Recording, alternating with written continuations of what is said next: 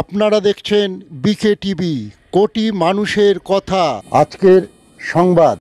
পহেলা মে প্রচণ্ড তাপদাহে পথচারীদের মাঝে শরবত বিতরণে মানবতায় মানুষ, রংপুর। পহেলা মে উপলক্ষে প্রচণ্ড তাপদাহে প্রশান্তি দিতে 1000 পথচারীদের মাঝে শরবত বিতরণ করে মানবতায় মানুষ, রংপুর সামাজিক সংগঠন। পহেলা মে বুধবার সকাল 11টায় শালবন রোকেয়া চত্বর হতে শরবত বিতরণ শুরু করে।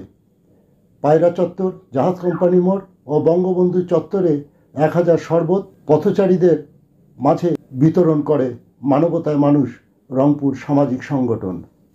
এ সময় উপস্থিত ছিলেন মানবতায় মানুষ, রংপুর সামাজিক সংগঠনের সভাপতি মোয়াজ্জেম হোসেন লাবলু, সাধারণ সম্পাদক অলোকনাথ, বাংলাদেশ আওয়ামী লীগ রংপুর মহানগর আহ্বায়ক কমিটির সদস্য ডাক্তার শর্মিলা সরকার রুমা, বাংলাদেশ হিন্দু বৌদ্ধ খ্রিস্টান ঐক্য পরিষদ রংপুর মহানগরের সভাপতি সুব্রত সরকার মুকুল, বাংলাদেশ মানবাধিকার সংস্থা আশোক ফাউন্ডেশন রংপুরের সাধারণ সম্পাদক বেলায়েত হোসেন বাবু, সাংগঠনিক সম্পাদক গোলাম মোস্তফা, মানবতায় মানুষ রংপুর সংগঠনের যুগ্ম সম্পাদক সাজ্জাদ হোসেন, দানিশ আহমেদ, দিব্যেন্দু বসু রায়, রকি, লিমন, রাসেল, বিশু বাবুসহ অত্র এলাকার গণ্যমান্য ব্যক্তিবর্গ।